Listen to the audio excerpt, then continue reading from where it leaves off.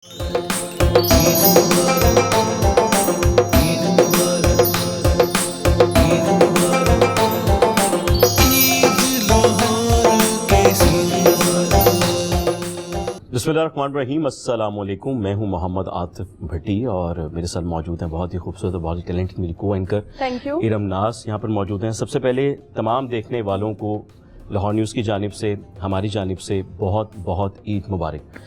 ये वो दिन है कि जिसका इंतज़ार पूरा महीना किया जाता है और उस महीने का इंतज़ार पूरा साल किया जाता है कि जब महीना आएगा। अल्लाह की इबादत में हर शख्स मौजूद होता है, फिर मसाजिद में भी रश होते हैं, हर जगह आपको आवाज़ें सुनाई देती हैं, दुरूद शरीफ की, अज़ान की, नातों की, बड़ा खूबसूरत सा समा होता है। जब ये तमाम वक्त गुजर जाते हैं, तमाम दिन गुजर जाते हैं खैर आफियत से, तो फिर अल्लाह ताला हमें आज का दिन देता है जिसे हम ईद उल फितर का दिन कहते हैं। ईद मुबारक सब लोग हम लोग कहते फिरते हैं, इसलिए क्योंकि ये वो तोहफा मिलता है अल्लाह की जानिब से जो कि हम लोग पूरे एक महीने की एक मुशक्कत, हम इबादत को भी एक मुशक्कत कहते हैं, उसके बाद हमें दिया जाता है। कोई आम दिन नहीं है। इस दिन में ये भी देखने में आता है कि ऐसे बहुत से हमारे दोस्त जो कभी नाराज़ होकर बैठे हैं, तो ये बड़ा अच्छा मौका होता है इस दिन का कि आप उनके गले मिलें, उनसे प्यार करें, उन्हें दावत दें, तोहफे तहाइफ दें, ताकि ये दिन भी बहुत खूबसूरती से मनाया जा सके। इसके साथ साथ हम ये भी समझते हैं कि अगर आप कहीं बाहर जाते हैं, मस्जिद से नमाज पढ़ के निकले, तो याद रखें वहाँ पर आपकी सिक्योरिटी पे मामूर जो एक पुलिस वाला भी है, उसको भी मिलें, उसे भी ईद मुबारक कहें। और वहाँ अगर आप समझते हैं कि आपके पड़ोसी जो ईद नहीं मना पाएंगे सही तरीके से, तो उनके घर जाएं, उन्हें तोहफे तहाइफ दें ताकि वो भी आपकी खुशी में शामिल हो। और यहाँ पे सबका जिक्र किया जा रहा है, लेकिन साथ ही एंकर को नहीं कहा जा रहा है कि ईद मुबारक। ईद मुबारक मैडम, मैं माजूर चाहता हूँ। अच्छा, प्रोग्राम के अंदर आज जो हमारे गेस्ट मौजूद हैं, मैं उनका नाम आपको कुछ देर बाद बताऊंगा, लेकिन अगर मैं उनके बारे में कुछ तारीफ करूं, अल्फाज बयान करूं, तो मैं कहूंगा कि मैं जितने भी लूंगा उतने कम होंगे। जनाब को तमगा इम्तियाज़ मिला है, पाकिस्तान की नुमाइंदगी करते हैं पूरी दुनिया में। ऐसा कोई मुल्क नहीं जहां उनके चाहने वाले मौजूद नहीं, उनसे प्यार करने वाले मौजूद नहीं। शागिर्द हैं उस हस्ती के जिन्हें उस्ताद नुसरत फतेह अली खान साहब कहा जाता है, बड़े अदब अदाब से उनका नाम लिया जाता है। ये वो शख्स हैं कि जब हारमोनियम इनके सामने मौजूद होता है, इनकी उंगलियां हारमोनियम पे मौजूद होती हैं और जैसे ही वहाँ से मौसीकी का आगाज़ होता है या सुर मिलते हैं, तो सामने बैठे लोग जो 5 या 10 मिनट या 15 मिनट के लिए बैठना चाहें, तो ऐसा नहीं हो सकता कि वो 2 से 3 घंटे बाद भी वहां से उठ सकें।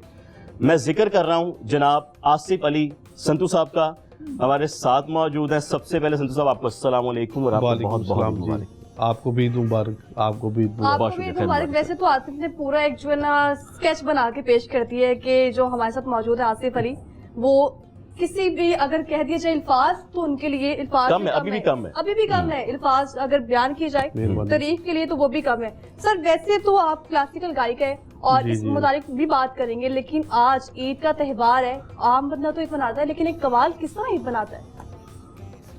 कवाल भी इंसान ही होते हैं। सर मैं मैडम की बात को मुख्तसर कर देता हूँ, करीब कर देता हूँ आपके, कि आपका ईद का दिन शुरू से लेकर, सुबह से लेकर रात तक वो कैसा गुजरता है, चलें यूँ बताएं सर। हमारा बड़ा सारा महीना ट्रांसमिशन में तो मैं कुछ ओवरसीज गया हुआ था, तो इस दफ़ा बच्चे मेरे बाहर हैं, तो इस दफ़ा थोड़ी जी अच्छी है, बहुत अच्छी है। अगर बच्चे बाहर हैं तो जो ईद अपने बच्चों के साथ होती है तो फिर वो जो फैमिलीज के साथ होती है वो तो नहीं मनाई जा सकती। तो क्या वजह बनी है सर? आपके इन लॉ साउथ अफ्रीका में है, ऐसा ही है सर? जी जी। अच्छा, सबसे पहले बताएं सर, ये ससुराल बना कैसे? पाकिस्तान में कोई आपको खातून नहीं दिखाई दी, आप सीधा साउथ अफ्रीका सर? बोलो पंजाबी के अंदर किसी चले ही नहीं थे। वो कहते हैं कि नसीब की बात है, कोई शक नहीं सर। जहाँ नसीब लिखा होता है ना, वो उसके आगे आप कुछ नहीं कर सकते।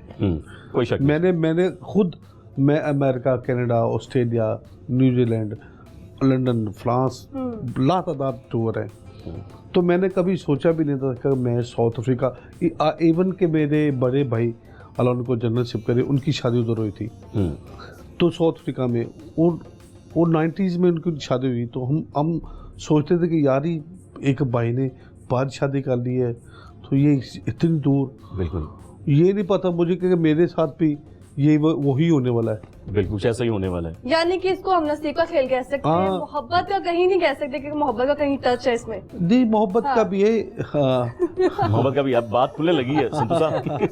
मोहब्बत, ये देखे है, मोहब्बत ही मोहब्बत का सबब है। तो जब मोहब्बत मिलती है तो सारी बात, तो जब मियाँ बीवी जब ये पता चलता है कि आप इस रिश्ते में बंधने वाले हैं, तो फिर अल्लाह की तरफ से मोहब्बत हो जाती है। अच्छा, वैसे बहुत ज़ाती सवाल है, पता नहीं करना चाहिए कि नहीं करना चाहिए, लेकिन हम मिस कर रहे हैं आपकी फैमिली को। हम खुद भी चाहते थे भाभी से मुलाकात होती, बच्चों से मुलाकात होती। तो सर, ये मोहब्बत का आगाज़ कैसे हुआ था? साउथ अफ्रीका कैसे आप पहुंचे? पहली मुलाकात भाभी से कैसे हुई? जी, मैं बेसिकली ना मेरे इन-लॉज, मेरे ससुर जो हैं वो प्रमोटर थे, तो मेरे अबू के दोस्त थे, वो बेस्ट फ्रेंड थे। उन्होंने 88 में मेरे वालिद साहब को पहली मरतबा बुलाया था। तो उस वक्त साउथ अफ्रीका का वीज़ा नहीं होता था, पेपर वीज़ा होता था। ठीक है। तो वाया नरूबी जाते थे। तो उस दौर में उन्होंने उनको बुलाया। तो मेरी बीवी ने, जब मेरे मुँह कवाली कर रहे थे तो मेरी बीवी गोद में थी। अच्छा, तो ये इत्तेफाक समझ लें या कोई एज डिफरेंस भी था सर? हाँ जी, हम से 2-3 साल के फ़र्क हुआ। ठीक। तो वो और मेरे अबू कवाली करके वो गोद में कवाली सुन रही है अपनी अम्मी की, उनके घर में मेरे अबू ने कवाली की। वक्त गुजर रहा गया, फिर 2005 में उन्होंने मुझे बुलाया। सही। मेरा सोनी टीवी पे प्रोग्राम था लाइव लंदन से, तो बड़ा हिट हुआ वो प्रोग्राम। तो वो लाइव देखते, तो वो उन्होंने कहा कि यार ये तो बहुत अच्छे कवाल है, इनको बुलाते हैं। और फिर उस टाइम वो बड़ा नाम था मेरे ससुर का, उन्होंने मुझे बुलाया। फिर जब गए, हम उधर गए, प्रोग्राम किए। जब प्रोग्राम तो गए थे हम, 5-6 शो थे, जोहानिसबर्ग, कैपटाउन, डरबन, पीटर्सबर्ग और इस तरह के शहरों में। वो जब 15-20 दिन गुजरे तो उन्होंने मेरे अब्बू से बात की। अच्छा। कि क्यों नाम इसको रिश्तेदारी में बदल ले। माशाल्लाह। और फिर मेरे अब्बू भी चाहते थे, क्योंकि मेरे अल्लाह जल्ल नसीब करे, मेरे अब्बू को साउथ अफ्रीका बहुत पसंद था, माशाल्लाह। बहुत। वालिद साहब को तो साउथ अफ्रीका पसंद था और उनका दिल भी चाहता था। आपका दिल क्या चाहता था? देखिए जी, मैंने ना, मेरा इस तरह की ज़िंदगी है, सबके सामने खुली किताब है।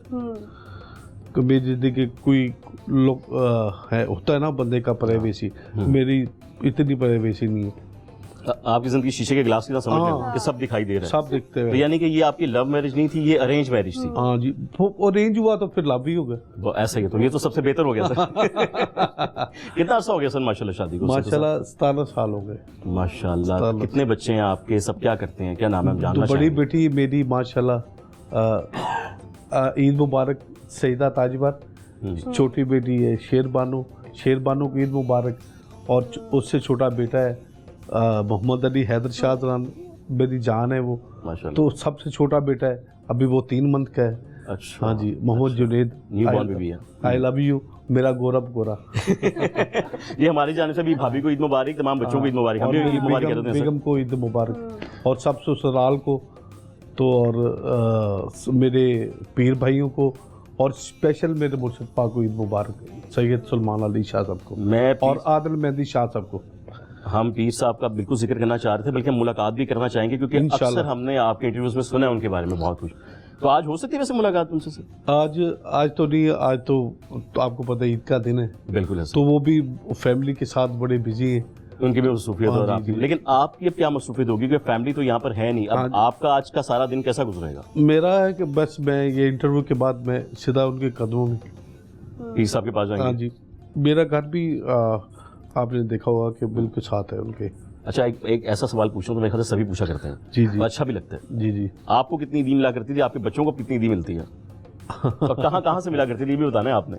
क्या बात है, आपने बड़ा अच्छा क्वेश्चन किया कि ईद जो लेने का मज़ा है ना, देने में भी मज़ा, अल्हम्दुलिल्लाह, शुक्र अल्लाह का, हम बच्चों वाले हुए हैं। आप हम सहब औलाद होना, माशाल्लाह माशाल्लाह, ये बहुत बड़ी नेमत है मेरी नज़र में। सहब औलाद होना, अल्लाह सलामत रखे, ये बहुत बड़ी नेमत है, कोई शक नहीं, इससे बड़ी नेमत ब्लेसिंग नहीं है कोई शक नहीं। कि दुनिया तरस जाती है औलाद को, बेटी हो या बेटा हो।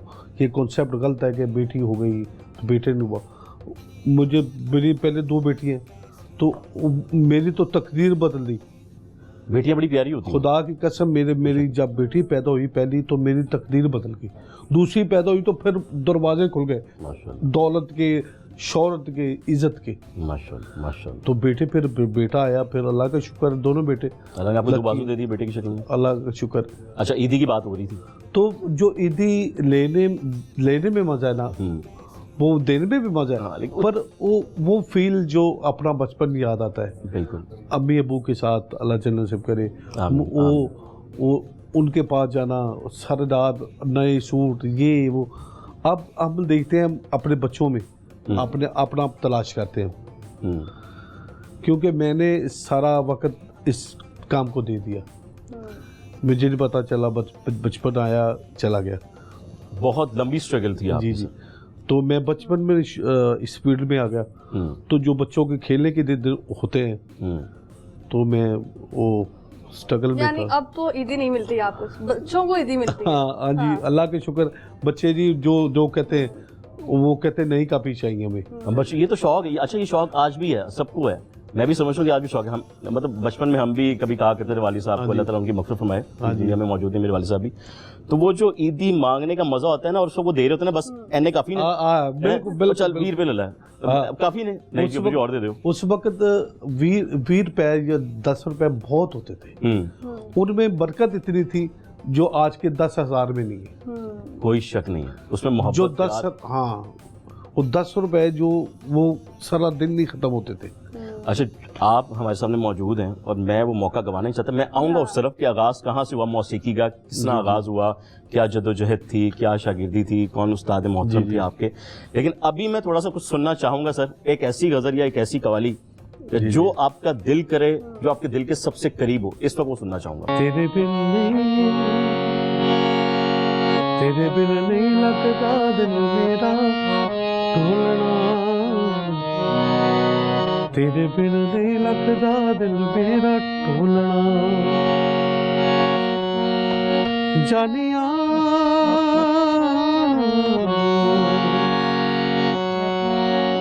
हानिया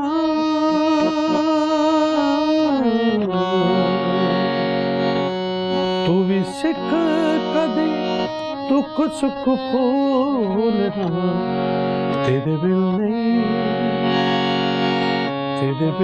लगदा दिल मेरा ढोलना,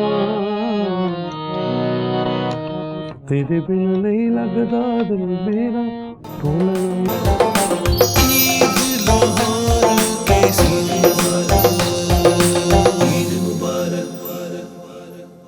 ब्रेक में जाने से पहले चूंकि संधू साहब हमारे साथ मौजूद थे और बता रहे थे कि वो अपनी बेगम को शिद्दत से याद कर रहे हैं, लेकिन वो शिद्दत मुझे अभी तक नजर नहीं आई। आतिफ, आपको आई? मैं तो कुछ और सुनना चाहूंगा, मजीद सुनना चाहूंगा, इन्हीं अल्फाज को मजीद। भाभी जितना ये जो शिद्दत है ना, आम नहीं कर सकते। अच्छा।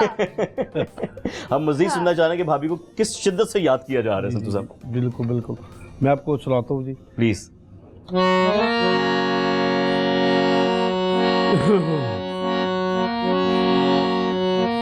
जानिया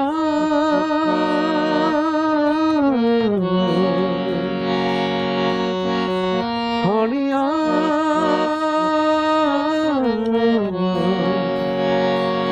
तू भी सिख कदे दुख सुख भूलना, तेरे बिन नहीं लगदा दिल मेरा ढोलना, तेरे बिन नहीं लगदा दिल मेरा ढोलना, तेरे बिन नहीं जीना मर जाना ढोलना, तेरे बिन नहीं लगदा दिल मेरा ढोलना। बहुत खूब, बहुत खूब, बहुत कमाल। और अब मुझे लगा है कि वाकई बेगम को शिद्दत से याद किया जा रहा था। यानी इतने साल हो गए हैं शादी को माशाल्लाह, और बता रहे हैं कि अभी भी मोहब्बत वैसे ही जिंदा है। यार मैं समझता हूँ कि ये खुशकिस्मती है कि संतू साहब को सुनने के लिए कितना इंतजार करना पड़ता है, एक रश होता है, और हम उनके सामने बैठे हैं, अपनी ख्वाहिश भी हम बताई जा रहे हैं और मर्जी से सुनते भी जा रहे हैं। मेहरबानी। तो फिर अब राब्ता शाब्ता हुआ, को व्हाट्सएप कॉल की है, गपशप हुई है सुबह से लेके अभी तक? हाँ जी, बात तो 24 घंटे होती है, हर 10-15 मिनट बाद मुझे फ़ोन करते हैं। बच्चे भी बड़े मुझे विश करते हैं, क्योंकि बड़े मेरे साथ मेरे साथ बड़ा कनेक्शन है उनका, बच्चों का। हाँ। तो हाँ, बेटा जो बड़ा बेटा है ना मेरा जी। वो तो 24 घंटे मेरे फोन पे, पापा किधर हो, क्या कर रहे हो, किसके साथ हो। अच्छा संतोष साहब, ये चूंकि विरासत में तमाम मामला चलते आ जी, रहे हैं, जी। हमने आपके बारे में सुना है कि आपके दादा हजूर ने आपको अपने लब मुबारक जो है ना जी, वो जी, जी। आपके साथ, तो उसके बाद माशाल्लाह सिलसिला शुरू। ये क्या कहानी, जरा ये बताएं, जरा हम इसके बारे में सुनना चाह रहे हैं। ये कहानी थोड़ी लंबी है, काफ़ी मैंने जगह पे इसको डिस्कस किया है हाँ। कि देखिए ये कवाली है हमारा इज़्ज़त, हमारा पैशन भी ये है, हमारा रिज़्क रोज़ी भी इसके साथ। बिल्कुल ऐसे ही। तो अल्लाह ताला ने हमें, मैं समझता हूँ मैं बड़ा खुश नसीब हूँ कि मैं इस घर में पैदा हुआ और मुझे इस फ़न और ये मुझे मेरे हिस्से में आया। मैं बड़ा खुश नसीब हूँ।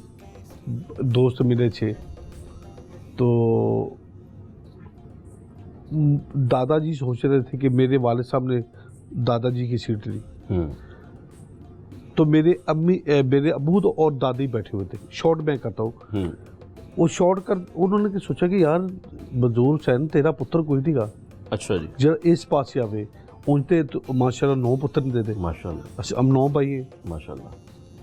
तो 9 पुत्र ने 9 पुत्रों च कोई नजर नहीं आ रहा है कोई जरा इस सीट उन संभालेगा। परदादा की सीट को दादा ने संभाला, दादा की सीट को वालिद साहब ने संभाला, वालिद साहब की सीट को वो जी अबू भी सोचने लगे। इतनी देर में दादाजी बाहर से आए थे, वो अंदर आए तो अबू मेरे दादी खामोश बैठे, इस बात सोच रहे थे। वो मेरे अबू आके कहते मजदूर की गल बड़े खामोश बैठे। वो पूरी काबीना लगी हुई थी, वो फैसला हो रहा है पंचायत। तो वो कहते कि बस कोई गल नहीं, बस सोच रहे हैं कि अम्मी ने पूछा मैनू कि तेरे बच्चे तो वाकई कोई नजर नहीं आ रहा। दादा भी बैठ गए, कहते यार वाकई यार तेरे पुत्रों ने तो कोई भी नहीं कहा। जब इस वीडियो में तो मैं उधर बच्चा था, मैं खेल रहा था, तो वो मुझे बुलाया। मुझे बचपन में कहते थे मेरा नाम प्यार से बाबू। चलिए आज ये निकनेम भी पता चल गया हमें। बहुत कम लोगों को पता है, आज पता चल गया सबको। हाँ जी, बाबू कहते, तो वो ही कहते चांद बाबू। उन्होंने मेरे दादाजी ने मेरा नाम रखा था चांद बाबू, तो प्यार से कहते चांद बाबू इधर आओ। मैं आ गया, तो मेरे गोद में लेके कहते तुम गाओगे? तो मैं बच्चा था बिल्कुल, मैं दादाजी के मैं कह जी गाऊंगा। तो मुझे कहते फिर तो अपना जुबान दिखा मुझे। मैं तो कहते नहीं पूरी निकाल, जुबान निकाल बार। उन्होंने अपना लब ऐसे मेरे जुबान पे लगाया, उन्होंने कहा ये गाएगा। माशाल्लाह, आपके सोचने के बाद नहीं, आज पूरी दुनिया सुनती है आपको। अल्लाह का करम है, और ये उनकी दुआएं, और ये मैं समझता बस ये उनकी दुआएं, कोई इसमें कोई शक नहीं। तो ये सिलसिला आगे चलना है, बेटे पे जाएगा, बेटा आएगा इस तरफ? मेरा बेटा अल्हम्दुलिल्लाह, अब तो मैं समझता हूँ उस फैमिली में, संतू खान फैमिली में माशाल्लाह इतनी कवाली हो गई है कि बेसाब। मेरे भाई हैं रज़ा संतू जी, भतीजा है बख्तियार संतू, और कितने ही हैं इस फील्ड में संतू जो बने। तो अल्हम्दुलिल्लाह मेरी खुशी है इस बात की कि मेरे दादा की वो उस फन को लेकर आगे चल रहे हैं,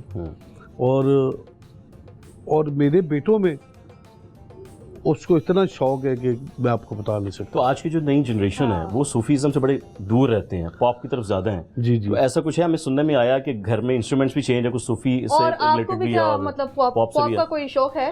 लेकिन जी म्यूजिक को सुनने का, जहाँ तक म्यूजिक की बात है ना, म्यूजिक कोई बुरा नहीं, कोई शक नहीं।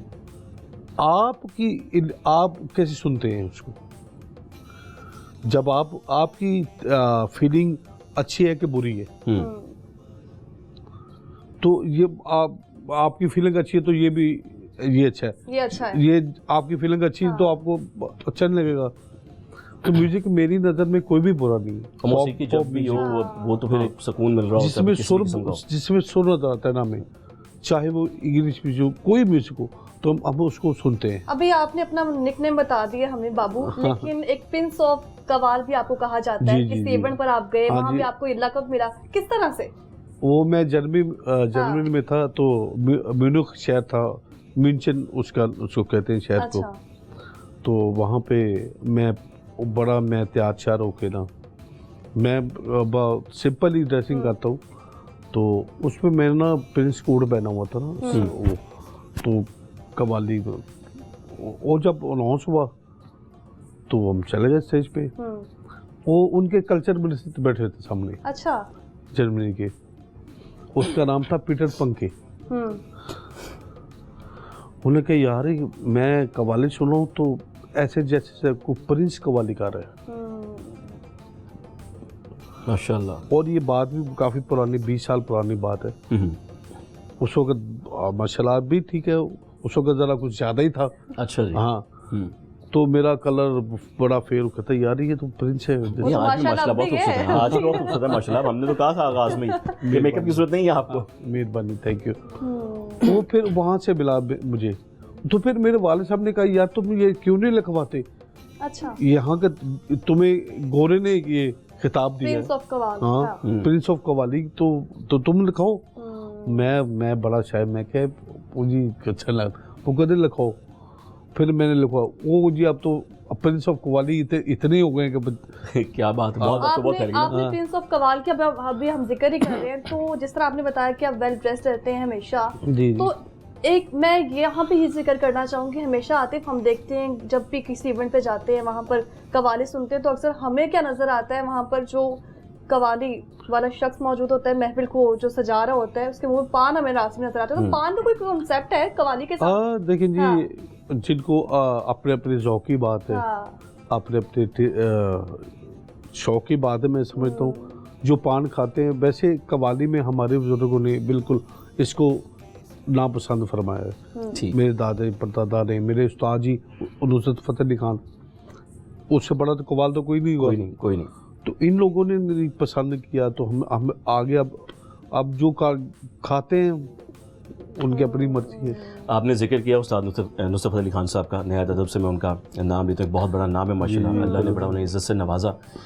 आप उनके शागिर्द रहे हैं, ये सिलसिला कैसे शुरू हुआ था, कहाँ मुलाकात हुई, कैसे हुआ सब कुछ? हाँ, ये भी उसी से कड़ी मिलती है जो मेरे दादा वाला बात।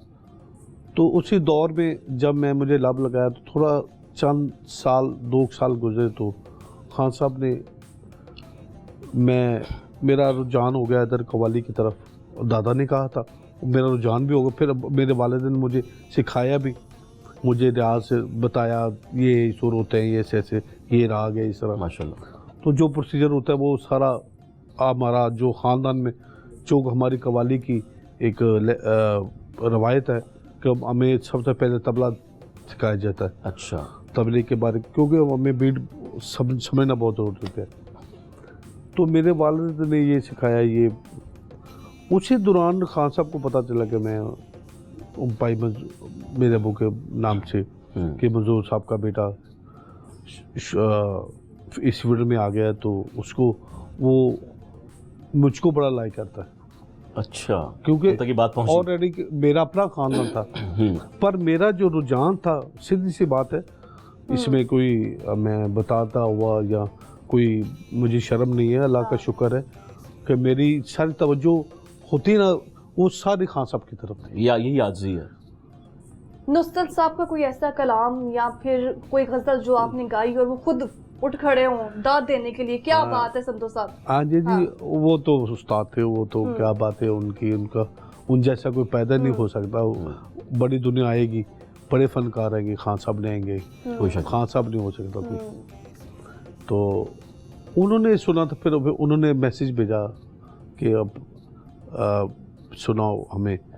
वो फिर वो जहाँ दादा साहब का उस था। अच्छा जी।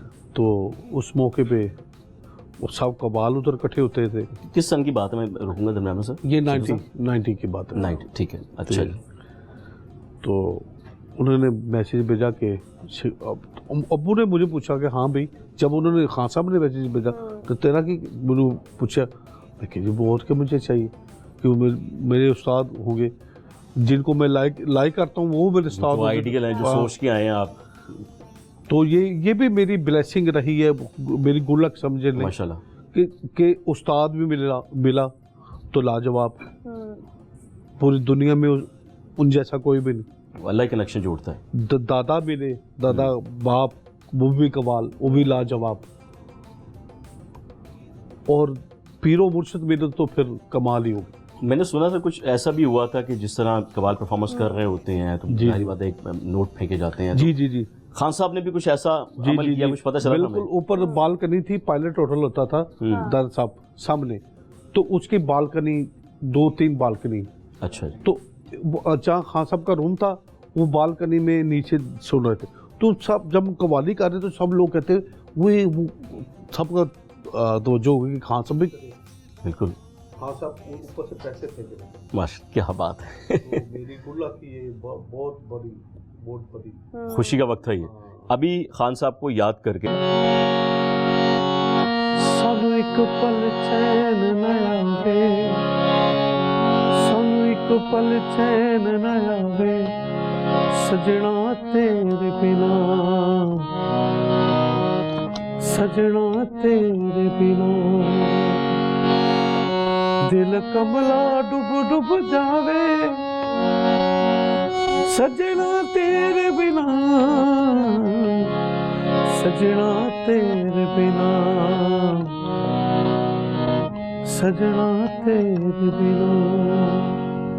बहुत खान साहब को मैं जब ये गाता हूँ, मैं ये सॉन्ग, तो मेरी आंखों में वो आंसू आ जाते हैं।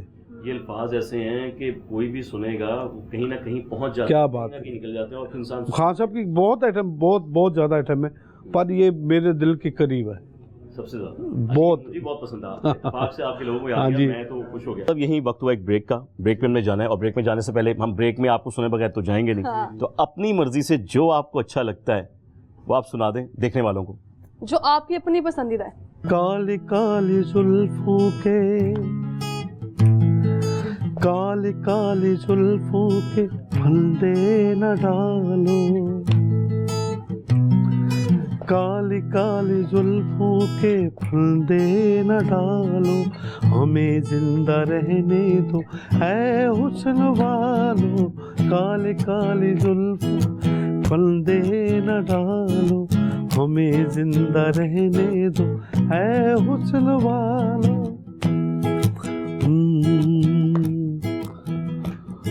न छेड़ो हमें, हम सताए हुए हैं, बहुत जख्म सीने पे खाए हुए हैं, सितमगर हो तुम खूब पहचानते हैं, तुम्हारी अदाओं को हम जानते, दगाबाज हो तुम सितम ढाने वाले, फरेबे मोहब्बत में उलझाने वाले।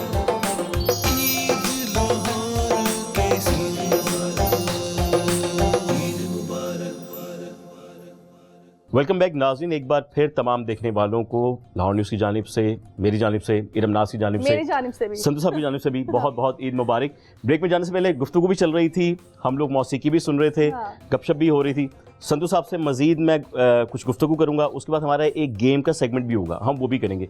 लेकिन ये जो बातें मैं करने वाला हूँ ये भी बड़ी अहम है, क्योंकि इन बातों के बाद हम ये समझते हैं कि पाकिस्तान गवर्नमेंट को भी हमारे फ़नकारों पर तवज्जो देनी चाहिए, क्योंकि ये हमारे पाकिस्तान की नुमाइंदगी कर रहे होते हैं। बात कौन सी है मैं आपसे जिक्र करने लगा हूँ। संतू साहब, हमें ये मालूम हुआ था कि पाकिस्तान से बाहर, मतलब बेल्जियम है, लंदन है, यहाँ मुकाबले भी हुए और इस दौरान आपने बड़ी अचीवमेंट्स की हैं। कुछ कोई आपके स्टैम्प के बारे में भी हमने सुना जो आपके नाम से मंसूब है आपके, उसके बारे में क्या कहेंगे आप? बड़ा एजाज़ मिला मुझे अल्लाह ताला के करम से, पंजतन पाक के सदक़े में माशाल्लाह, और मेरे पीर मुर्शिद की दुआओं से। उन्होंने मेरा डाक टिकट इशू किया मेरे नाम के साथ। किन्होंने? बेल्जियम गवर्नमेंट ने। ठीक है। तो बेल्जियम में हुआ था ये मुकाबला, तो ये बड़ा फेमस हुआ है, इस बात को काफ़ी मीडिया पे ऊपर हुआ, पर हमारी गवर्नमेंट ने कुछ इतना नहीं किया, इतना प्रमोट नहीं कर सके गवर्नमेंट। ये कितने लोग यहाँ पर शामिल थे, कितनी टीम्स या कितने ममालिक शामिल थे? तकरीबन 145 मुल्क थे, उसमें विन किया था मैंने। ये अल्लाह ताला ने 145 में आपको इज्जत से नवाजा माशाल्लाह, और आपने पाकिस्तान की नुमाइंदगी, वहाँ पाकिस्तान का परचम लहराया। अल्हम्दुलिल्लाह पाकिस्तान की नुमाइंदगी की, और उसके बाद फिर 2012 में, उससे पहले लंदन ओलंपिक्स में मैं स्पेशल मलका के सामने गया हूँ। तो ये भी एजाज़ थोड़ा था मेरे लिए। हम तो समझते हैं कि ऐसे ही जितने भी एजाज़ हैं उसे नवाजा जाना चाहिए उन तमाम फनकारों को जो पाकिस्तान की कहीं ना कहीं पर जाके नुमाइंदगी कर रहे होते हैं। और ये बात करने का मकसद भी यही था कि अगर देखने वाले देख रहे हैं तो सुने और समझें कि हमारे फनकार सिर्फ इज्जत की भूख रखते हैं, इसके अलावा और कुछ नहीं। अल्लाह का दिया हुआ सब कुछ है, हमें बस यही होता है कि हमें हक तो कहना नहीं चाहिए, हक हमें पाकिस्तान ने बड़ा कुछ दिया है, बेशक कोई शक नहीं। हम उन लोगों में नहीं कि हम कहें हमें पाकिस्तान ने कुछ नहीं दिया, हमें पाकिस्तान ने बहुत कुछ दिया। हमारी पहचान, हम हमारा पहचान अल्हम्दुलिल्लाह, हमारे बुजुर्गों, हमारे दादा बाप इस मिट्टी में, कोई शक नहीं। तो ये सबसे बड़ा एहसान है। आबाओ अजदाद की कुर्बानियाँ हैं, कहाँ इंडिया से चले, कहाँ अमृतसर से चले सब लोग, कहाँ पहुँचे। तो तवज्जो की मैं तवज्जो की गुजारिश करूंगा कि तवज्जो उनकी हो जाए तो पाकिस्तान गवर्नमेंट की, तो फिर बड़ा कुछ हो सकता है इंशाल्लाह। आपकी तवज्जो से मैं आपकी बात मुझे एक और याद आ गई है, आप जिक्र कर रहे थे अपने पीरो मुर्शिद साहब का। जी कि उनकी तवज्जो आप पर है और ये आपकी तवज्जो उस जानिब है, कुछ जिक्र कीजिए उनके बारे में, हम तो मिल नहीं सके। मेरे ये उनकी तवज्जो है, हम तो बड़े गुनहगार लोग हैं, ये उनकी नज़र करम है, उनकी ख़ास इनायत है मेरे पीर मुर्शिद सैयद सुलेमान अली शाह साहब माशाल्लाह। तो उनकी मैं जो कुछ भी आज जो कुछ भी हूँ या हूँ आगे होऊंगा मैं, सब उनकी इनायत है इंशाल्लाह, उनकी दुआओं से ही, सब उनकी दुआओं से, कोई शक नहीं। तो हमारा ट्रस्ट भी है सैयद फ़कीरुल्लाह शाह ट्रस्ट, मैं उसका एम्बेसडर भी हूँ। तो बड़े हम हर साल आई कैंप लगाते हैं मुख्तलिफ शहरों में, तो टोटल फ्री इलाज, चैरिटी का मामला। तो इसमें किन किन लोगों के इलाज होते हैं, कौन कौन लोग आ सकते हैं, कब कब करवाते हैं? इनमें हमारे होम्योपैथिक, एलोपैथिक सब टोटल फ्री, आई कैंप भी फ्री है। बिल्कुल। आपके जो पीर मुर्शिद साहब है जिनका आप जिक्र कर रहे हैं, कहाँ होते हैं, उनकी रिहाइश कहाँ है, मैं जानना चाहूँगा, कहाँ ताल्लुक है उनका? मैं उनके कदमों में रहता हूँ, जहाँ वो रहते हैं मैं उनके कदमों में रहता हूँ। माशाल्लाह माशाल्लाह। अच्छा, मैं यहाँ पर ना एक बात और करना चाहूँगा, क्योंकि हम लोग उनकी बातें कर रहे हैं जो बुजुर्ग हैं, जो बड़े हैं। बिल्कुल। मुझे फिर खान साहब की बात एक याद आ गई, उस्ताद नुसरत फतेह अली खान साहब की बात याद आ गई है कि उनके बारे में कहा जाता है, आपकी क्या लैंग्वेज है टिपिकल, मैं नहीं समझ रहा उस मौसीकी की लैंग्वेज को या सुरों की लैंग्वेज को क्या कहा जाता है, लेकिन हमने सुना कि कहा जाता है कि जो अल्फाज अदा करते हैं या जो राग अदा करते हैं वो आज तक कोई कर नहीं पाया। मतलब आप भी उनके शागिर्द रहे, राहत फतेह अली खान साहब भी रहे, वो क्या चीज़ है? राहत साहब भी उनके शागिर्द भी हैं, उनके भतीजे भी हैं माशाल्लाह। इस मुल्क का बड़ा एहसास है राहत साहब, और अल्लाह ने उनको बड़ी इज़्ज़त दी है और अल्लाह और इज़्ज़त दे, आमीन। तो बात है एक खान साहब के हवाले से, जी खान साहब का हमारे लैंग्वेज में तीवर कोमल सुर का 12 हम कहते हैं तो 7 सुर है, तो टोटल 12 सुर है। अच्छा, तो 12 सुरों के अंदर उन्होंने जैसा खान साहब ने उनको देखा है ना, लय को और सुरों को, वो मैं समझता हूँ कि शायद ही कोई देखेगा। आपने खान साहब के साथ बहुत वक्त गुजारा, आप हिंदुस्तान भी गए, मुख्तलिफ ममालिक में भी गए, कोई ऐसी बात बताएं जो आपने उन फनकारों के मुंह से सुनी हो कि जो आपके भी आइडिया हो और वो खान साहब के लिए सुनी हो आपने? वो मुझे याद है इस तरह तो काफ़ी वाक़यात हैं, बड़े हैं। कोई एक बड़ा खास सा वो आपको याद वो था कलकत्ते में। अच्छा, कलकत्ता में हम गा रहे थे खान साहब, तो हम भी, और तो जाकिर खान उनके तबला नवाज जो इंडिया के बहुत बड़े तबला नवाज है, बिल्कुल जाकिर साहब ने सुना है जी, तो वीडियो भी है वो यूट्यूब पे जी। तो खान साहब ने ऐसा ताल लगाया, ठेका लगाया था कि वो जाकिर खान भी परेशान हो गया था। अच्छा, उनके मैं माथे पे पसीना देखा मैंने बाखुदा, कि मैंने उनको पसीना देखा, पर हम समझ जाते हैं कि ये हम आर्टिस्ट हैं, बिल्कुल बिल्कुल, ये किस तरह का पसीना है, बिल्कुल आप तो वो ज़बान समझते हैं, वो सुरों की ज़बान समझते हैं। तो खान साहब ने जिस लय में वो दबा के वो ताल गा रहे थे, वो मैं समझता हूँ उसका बस अल्लाह ने इज्जत रखी, अल्लाह ने इज्जत रखी। अच्छा, आसिफ साहब, मैं आपसे ये जानना चाहती हूँ कि वैसे तो आपने बताया कि जब भी कहीं परफॉर्म किया है कामयाबी मिली है, जी। ऐवान सदर तक रसाई कैसे मुमकिन हुई परफॉर्मेंस? ये भी अल्लाह का कभी करम सोचा है। था ये एजाज मिलेगा? कि मिला तो किस तरह मिला? ये भी आपने बात की है, हाँ। सब अल्लाह की करम नवाजी है। माशाल्लाह। हाँ। बंदे ने कुछ, बंदे के सोचने से हो तो फिर कुछ नहीं हो सकता। वही होता है जो अल्लाह की तरफ से होता है।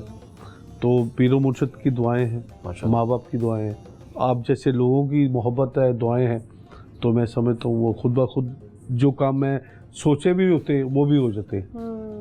कोई शक नहीं, कोई शक हाँ जी, अवान सदर में मैं गाया, तो बड़ा अच्छा रहा, बड़ा पसंद किया उन्होंने। ये पहुंचने की वजह कैसे बनी? हाँ। इमरान खान साहब थे? हाँ जी जी जी। कैसे हुआ जी, जी। मुलाकात, कहाँ हुई, सब कुछ कैसे हुआ? बेसिकल मैं ना काफ़ी अरसे से, पिछले तकरीबन 19-20 साल से शौकत खानम के लिए हम काफ़ी काम किया हमने, काफ़ी लंदन में, फ्रांस में और भी ममालिक में।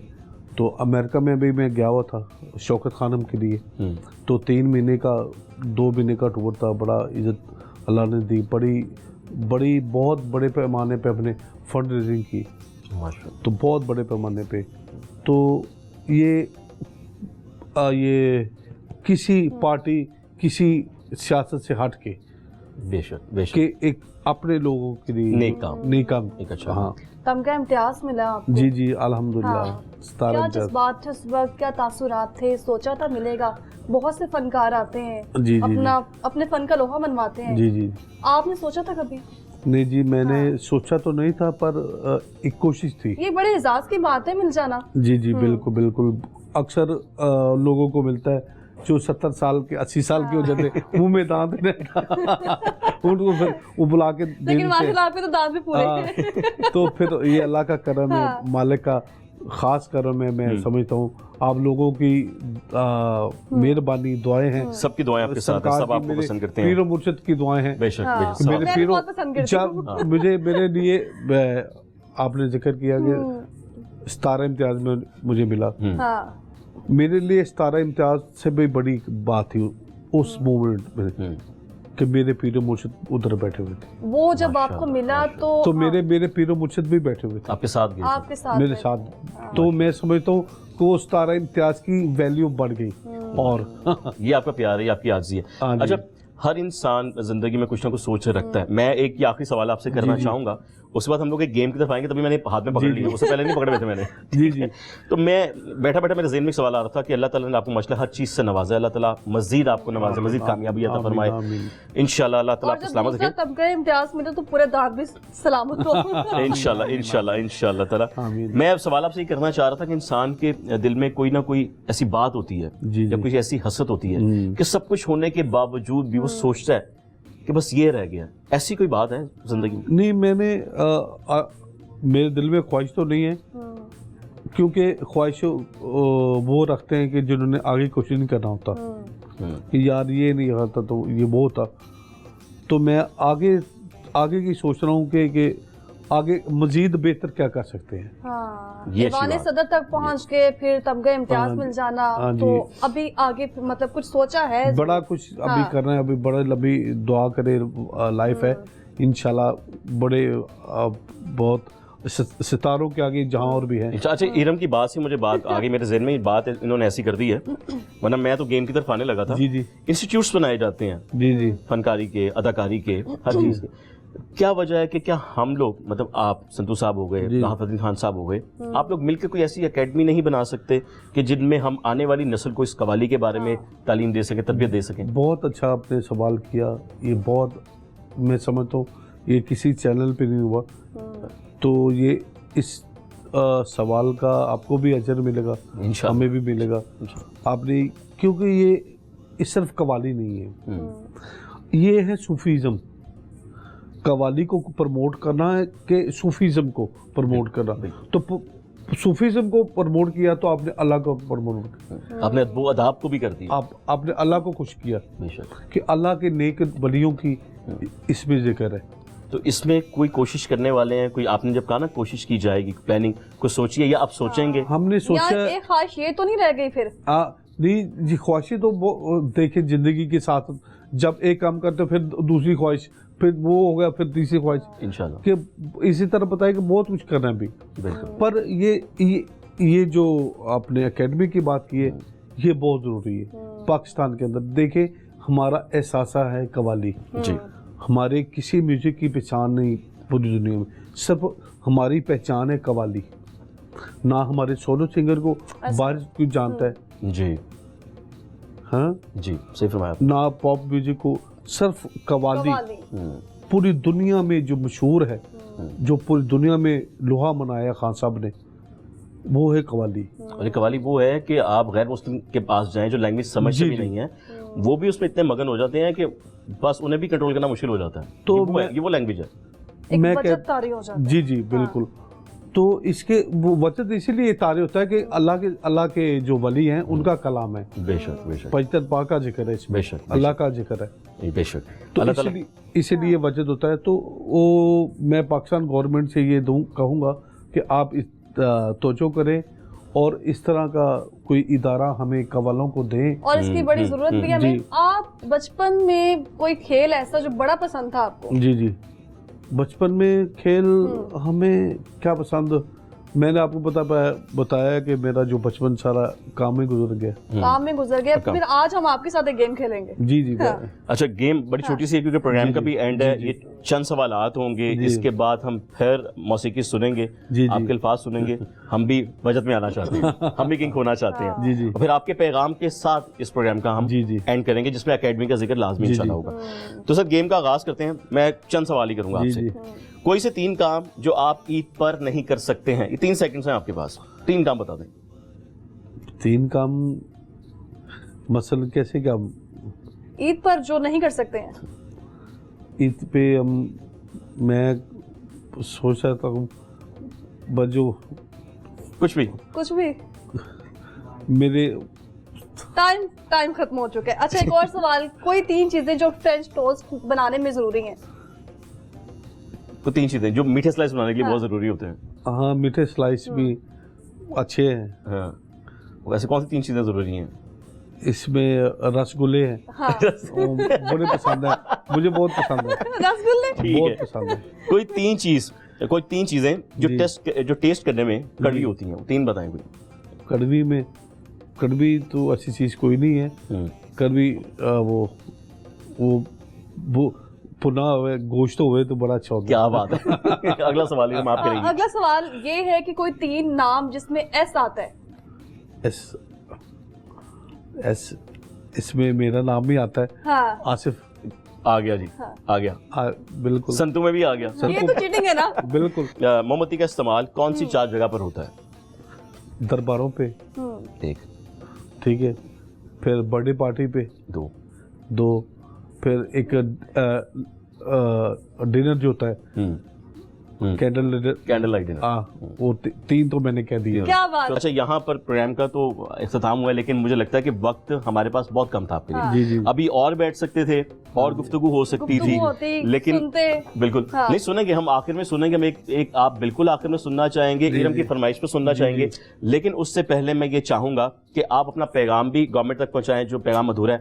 अब मैं प्रोग्राम का एंड करता हूं, फिर आपके पैगाम से हम आपको सुन के आपसे इजाजत लेंगे। तो नाज़रीन, आसिफ अली संतू साहब हमारे साथ मौजूद थे। ईद का ये खूबसूरत दिन है कि जो हमने उस शख्सियत के साथ गुजारा है कि जो पूरी दुनिया में पाकिस्तान की नुमाइंदगी कर रहे होते हैं और जिन्हें सुनने के लिए दूर दराज से लोग एक जगह जमा भी होते हैं। पाकिस्तान का नाम इस तरह रोशन किया कि बाहर के ममालिक में जाकर भी आपके नाम की स्टैम्प मौजूद है। फिर आपने वो मुकाबले किए जो किसी के लिए जीतना नामुमकिन है, हम ये कह सकते हैं, क्योंकि शागिर्द हैं नुसरत फतेह अली खान साहब के, अपने पीर मुर्शिद का बहुत एहतराम करते हैं, अपने बच्चों से बहुत प्यार करते हैं, अपनी फैमिली का बहुत ख्याल रखते हैं, एक आजिज से शख्स हैं। जितनी तारीफें करूं फिर कम पड़ जाएंगी। और तन्हाई में अपनी बेगम को बड़ी शिद्दत से याद करते हैं। हाँ, और हमने तेरे गाना लिए भी सुना, नहीं लगता दिल मेरा। हाँ। तो प्रोग्राम का वक्त तो यहीं पे खत्म होता है। इसी के साथ इरम को और मेरी- अपने मेजबान हाँ।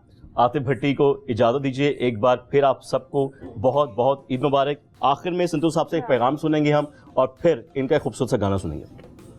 ये पैगाम तो मेरा ईद के हवाले से यही है कि जो जितने भी आपने भी वो बात की, मैं भी वो करूँगा जी। कि आपके इर्द गिर्द जो लोग रूठे हुए हैं उनको बनाएं। तो और मैं सबसे बड़ी ईद क्या है? सबसे बड़ी ईद आपके माँ बाप, हाँ। अपने माँ बाप की जितनी हो सकती है, जितना हो सकता है उनकी खिदमत करें। ये चले जाएं फिर दोबारा नहीं मिलते। कोई शक नहीं, कोई शक नहीं। तो हमारी, मैं समझता हूँ रोज ईद हो तो जिनके माँ बाप जिंदा है उनकी रोज ईद है। बेशक। तो जिनके माँ बाप नहीं है तो वो हमसे पूछे ना, फिर क्या कदर है, क्या कदर है, इसमें कोई शक नहीं। एक बार फिर आप तमाम देखने वालों को और सुनने वालों को हम सबकी जानिब से ईद मुबारक, दुआ में याद रखिएगा। अल्लाह हाफ़िज़। दिले उम्मीद तोड़ा है किसी ने, दिले उम्मीद तोड़ा है किसी ने,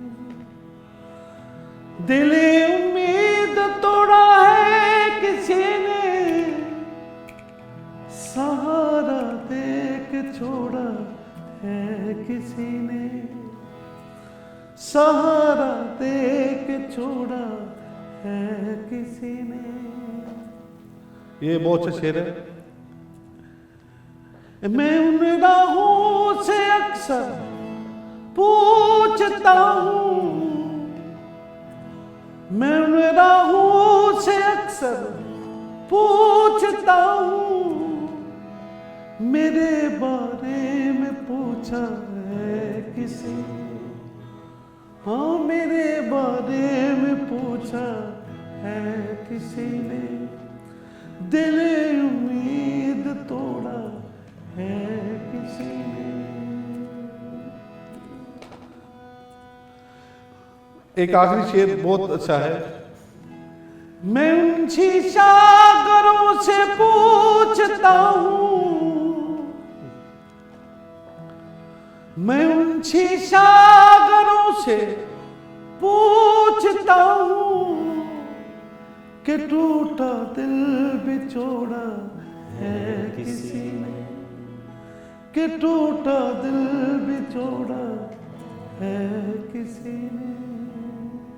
न मंजिल है न मंजिल का निशान है, न मंजिल है न मंजिल का निशान है, कहाँ पे लाके छोड़ा है किसी ने, कहाँ पे लाके छोड़ा है किसी ने, दिल उम्मीद तोड़ा है किसी ने।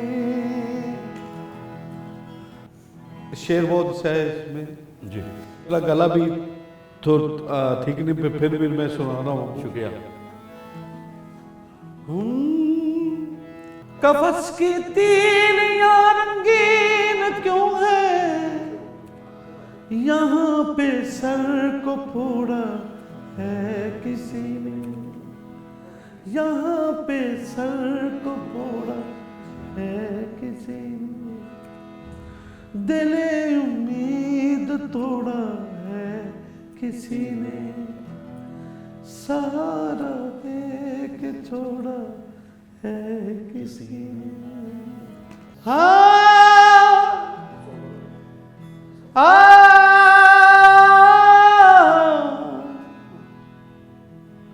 खुदा दुश्मन की सेनों में हिजरदार रोग न लावे, ज़माना मारदा तने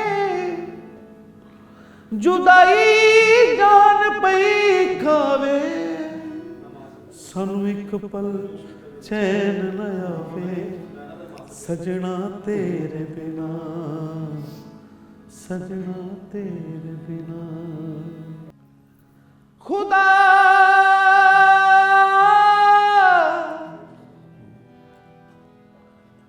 खुदा दुश्मन की सेनों में हिजरदार रोग न लावे, ज़माना मारदा तने जुदाई गान पई खावे, सानू एक पल चैन न आवे, सजना तेरे बिना, सजना तेरे बिना, सजना तेरे बिना, सजना तेरे बिना। दिल कमला डुब डुब ਦਿਲ ਕਮਲਾ ਡੁੱਬ ਡੁੱਬ ਜਾਵੇ ਸਜਣਾ ਤੇਰੇ ਬਿਨਾ, ਸਜਣਾ ਤੇਰੇ ਬਿਨਾ, ਸਜਣਾ ਤੇਰੇ ਬਿਨਾ।